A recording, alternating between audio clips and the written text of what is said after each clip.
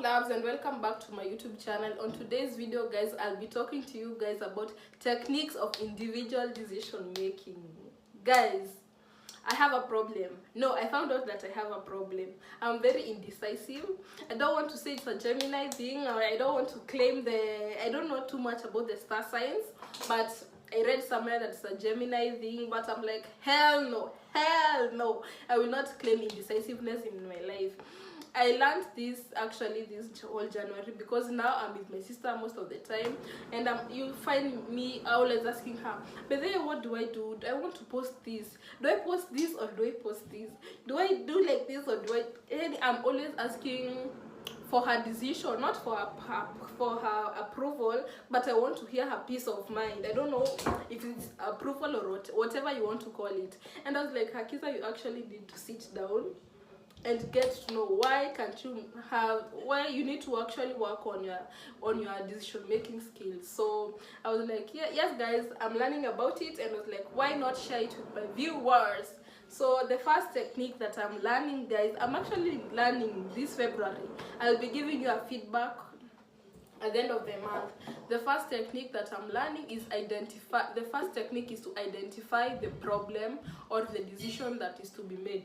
For instance, if you want to, let's take a problem like a decision like you want to go to school, but you have to choose between 2 schools or 3 schools. So that's you are identifying the problem, you are identifying the decision to be made. So the identification there is, Akiza needs to go to a school. We are looking for a school to go to. So you identify. These are steps by steps, guys. It's not mixed up. It's step by step techniques of individual decision making. So you identify the problem, you identify the decision to be made.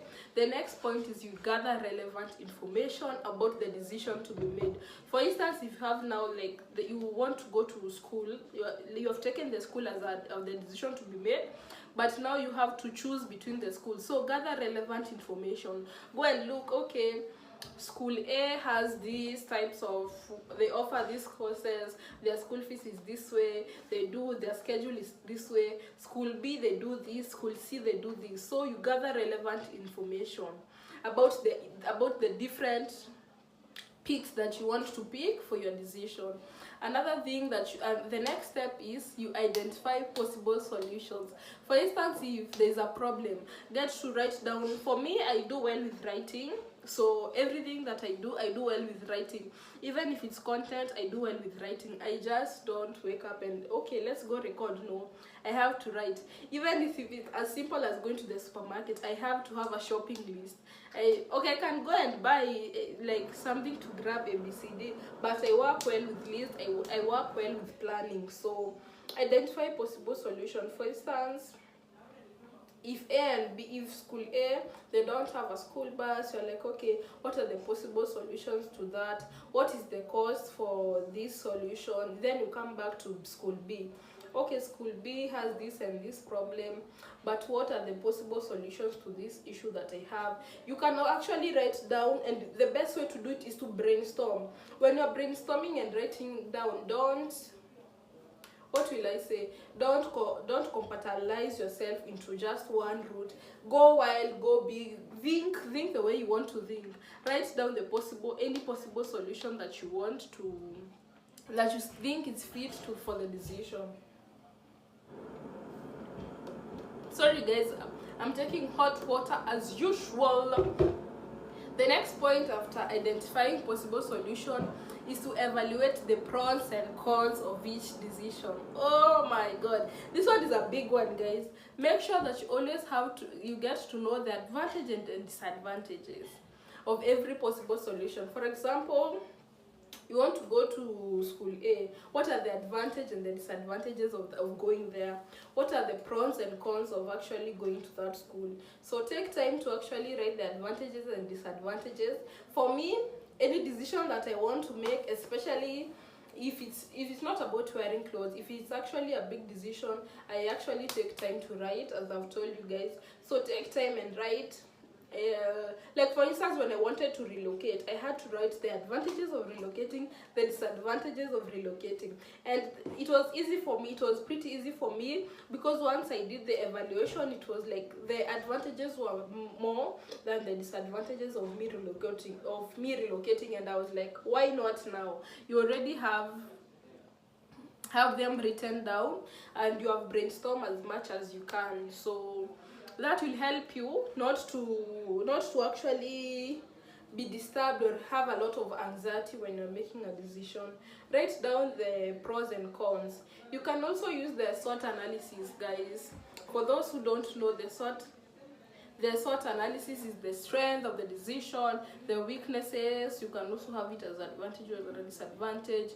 The SWOT, the opportunities that you might get from that decision, or the possible threat, the possible problems that you might get for taking that decision. Like, why is that decision not good for you? Why you see, like, every decision has some ups and downs. So why the threats that you can face, the opportunities, the weaknesses, and the strengths. You can write that down, guys. The SWOT analysis: strength, weakness, opportunities, and threats. I use that as simple as that. When I want to do a decision, guys, I just come here, SWOT analysis, strength, weaknesses, whatever.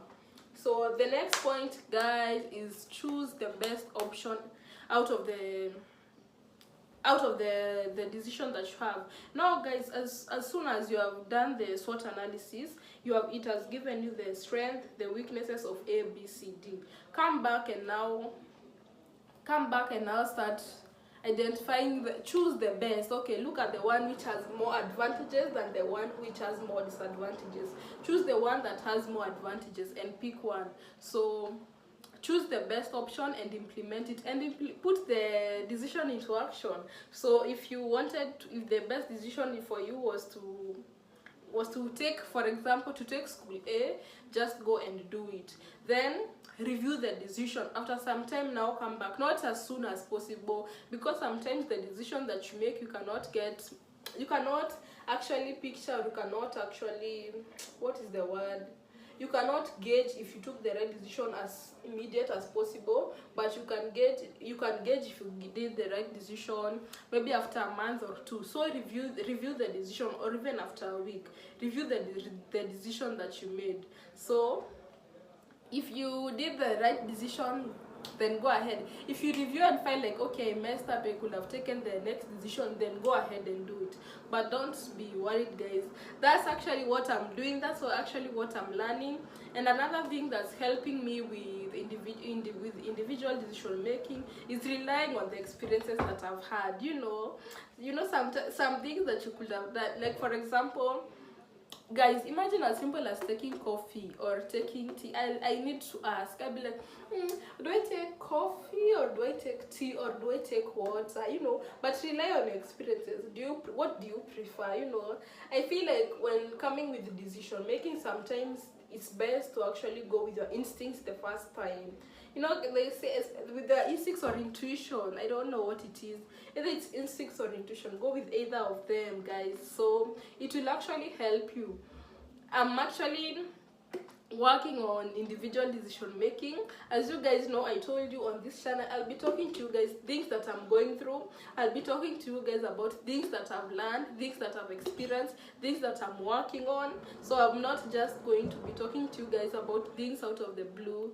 So for instance, guys, I'm working about my decision making this February, and those are some of the techniques that I'm going to use, and I'll be giving guys a feedback on actually at the end of February, or I'll have my sister, if she'll agree, I'll have my sister at the channel, and we'll give you guys a feedback on how she'll tell you guys if I've been asking her questions, if I've not been asking her questions.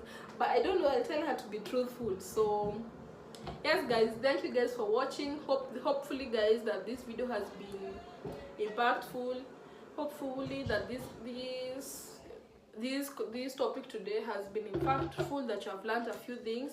So make sure you like, share, and subscribe, and I'll see you guys in the next video. Bye, loves.